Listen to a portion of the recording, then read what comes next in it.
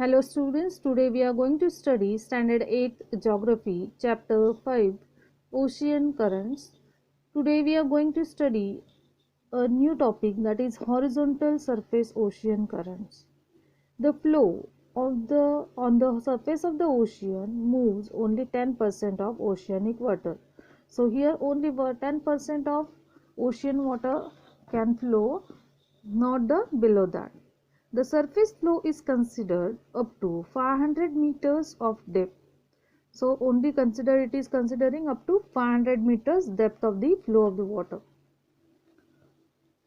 The discharge of water in the ocean is measured in a Swadrap unit. So Swadrap unit is kind of a unit measuring for discharging of the water, and it is equivalent to 1 million cubic meter per second discharge. Okay, now next, the warm and cold currents. The horizontal flow of ocean water occurs as warm and cold currents. These currents flow from the equator to the poles and from poles to the equator. These currents are pushed through long distance by the planetary wind. So planetary winds are there that pushing them through the up and down. As a result, the ocean waters flow from equator to both the poles and the vice versa. Means poles to equator and equator to poles, both are there. Because of the planetary winds, these currents are moving. There is a map, and observe that map. Following question, answer the following question. First one, what are the major types of ocean current? So answer, there are two major types of ocean currents. First one is a warm ocean current and second one is the cold ocean currents. Second, what do you call the currents flowing from the equator to the poles? Answer, the currents flowing from equator towards the poles are cold currents. Third, what do you call the currents flowing from the poles to the equator? Answer, the currents flowing from the equator to the poles are called cold currents.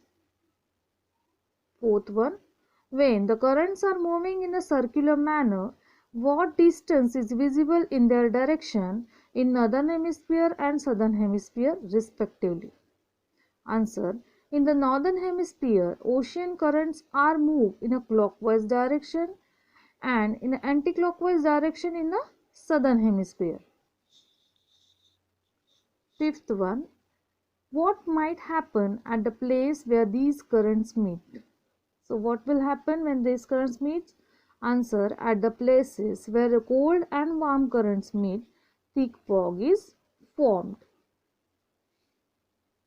Last one, sixth. What two different types of currents meet along the coast? Then what type of human settlements and occupations are seen? Answer, in regions where cold and warm currents meet, plankton, vegetation, algae, etc. grow. This is food for the fish. Therefore, fish come here in a large number and breed. This led to the formation of the large fishing grounds, for example, Grand Bank near the Northern America. If the transportation is done according to the flow of ocean currents, the speed of the ship increases and the fuel is saved too. Geographical explanation.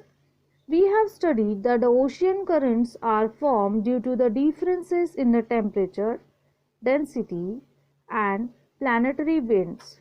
In addition, the following reasons are also responsible for the ocean currents: direction of flow of ocean currents and their velocity. Salinity means salty water, salt in a water. Rotation of the earth. Because of the rotation of the earth, the ocean currents move in a clockwise direction in the northern hemisphere and in an anti-clockwise direction in the southern hemisphere. Continental structure. According to the alignment of coastline in the direction of the ocean currents changes, The velocity of the ocean current is around 2 to 10 km per hour. The ocean currents are divided into two types, that is cold current and the warm currents. Okay children, so today we stop here and I hope you have understood the video, and next part, that is effects of ocean surface currents on human life, we'll see in our next video. Thank you.